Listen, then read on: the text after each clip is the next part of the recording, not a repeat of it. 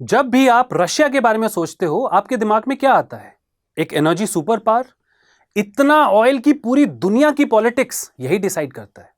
और India India बस एक स्मार्ट बायर है, सस्ता रशियन क्रूड उठाता है क्योंकि वेस्ट ने सैंक्शंस लगा दिए।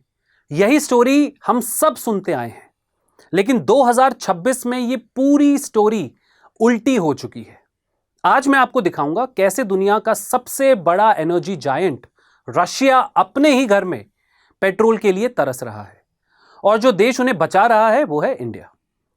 तो सवाल यह है, अगर रशिया के पास जमीन के अंदर इतना क्रूड ऑयल भरा पड़ा है तो उनके अपने पेट्रोल पंप्स खाली क्यों हो रहे हैं? इसका जवाब जानने के लिए वीडियो को एंड तक देखना, क्योंकि लास्ट में मैं आपको वो बात भी बताऊंगा जो ज्यादातर लोग मिस कर जाते हैं। मैं हूं Sunil Dagar, faculty of geography at study IQ IAS। Study IQ IAS, आपका सिलेक्शन हमारा मिशन।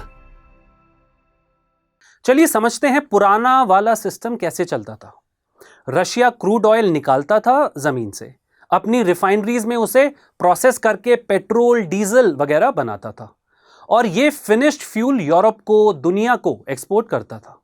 सिंपल फॉर्मूला, निकालो, रिफाइन करो और बेचो।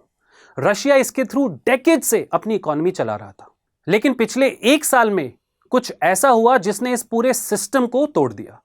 यूक्रेन ने रशिया के अंदर ड्रोन अटैक्स शुरू किए, सीधा उनके रिफाइनरीज पे।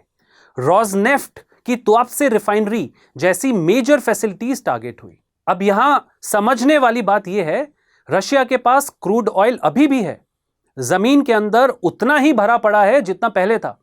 प्रॉब्लम क्रूड की नहीं है, प्रॉब्लम है उसे प्रोसेस करने की कैपेसिटी की।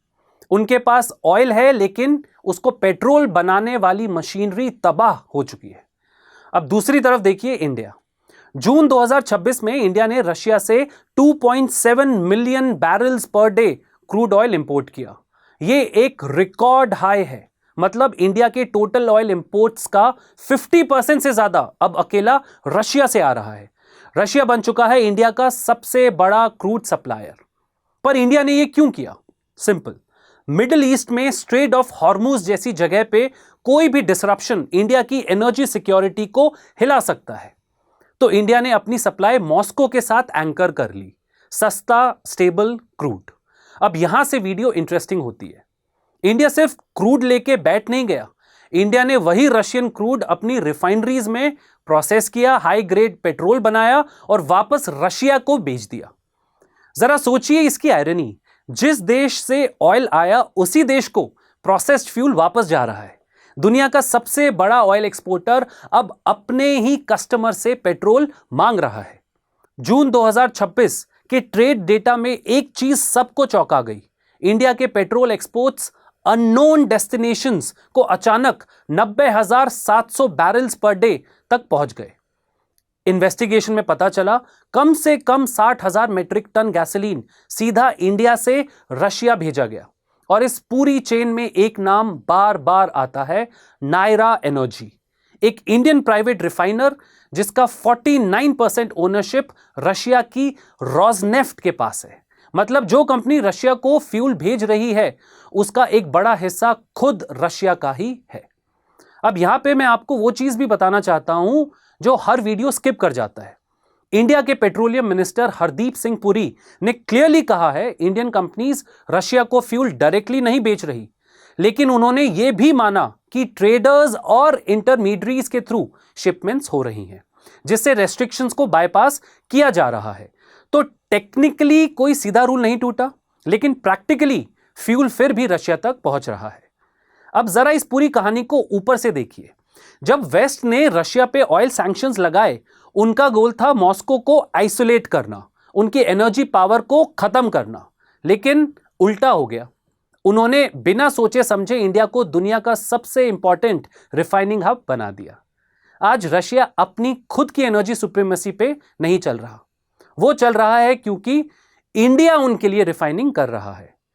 पावर सिर्फ उसी देश के पास नहीं होती जो जमीन से ऑयल निकालता है, पावर उस देश के पास होती है जिसके पास उसे रिफाइन करने की ताकत है। और अभी के टाइम पे वो देश है इंडिया। अब जैसा मैंने शुरू में प्रॉमिस किया था, पूरी बात क्लियर कर देता हूं, क्योंकि इसमें कुछ नुआंसेस हैं जो इंपॉर्टेंट है। पहली बात, इंडिया का गवर्नमेंट ऑफिशियली रशिया को फ्यूल नहीं बेच रहा। यह काम प्राइवेट ट्रेडर्स और इंटरमीडियरीज के थ्रू हो रहा है, और नायरा जैसी कंपनीज के थ्रू जिनकी ओनरशिप पार्टली रशियन है। दूसरी बात, यह अननोन डेस्टिनेशन वाला डेटा है। एग्जैक्ट कंफर्मेशन की हर शिपमेंट रशिया ही जा रही है, लेकिन ट्रेड पैटर्न्स और वॉल्यूम स्ट्रांगली इस डायरेक्शन को पॉइंट करते हैं। तीसरी बात, इंडिया का अपना स्टैंस है कि वो अपनी एनर्जी सिक्योरिटी के लिए क्रूड कहीं से भी ले सकता है, जब तक कोई डायरेक्ट लीगल वायलेशन ना हो।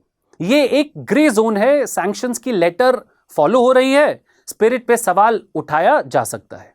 तो ये कहानी सिर्फ इंडिया ने रशिया को बचा लिया जितनी सिंपल नहीं है। ये एक कॉम्प्लेक्स वेब है जहां एनर्जी सिक्योरिटी, कॉर्पोरेट ओनरशिप और ग्लोबल सैंक्शंस सब ओवरलैप कर रहे हैं। यही चीज है जो इसे असली जियोपॉलिटिक्स बनाती है। काली या सफेद नहीं, पूरी तरह ग्रे। अगली बार जब आप ऑयल पॉलिटिक्स की कोई हेडलाइन पढ़ें, एक चीज याद रखिएगा, जो देश जमीन से ऑयल निकालता है वो पावरफुल होता है, लेकिन जो देश उसे रिफाइन करता है वो उससे भी ज्यादा पावरफुल होता है, और अभी वही खेल इंडिया खेल रहा है। तो आप क्या सोचते हैं इस पूरे इशू के बारे में? क्या आपको लगता है फ्यूचर में यूएस इस इशू को लेके इंडिया के लिए कुछ प्रॉब्लम्स क्रिएट कर सकता है? कमेंट्स में जरूर बताइए। Till then keep watching study IQ IAS। Thank you. Study IQ IAS, आपका सिलेक्शन हमारा मिशन।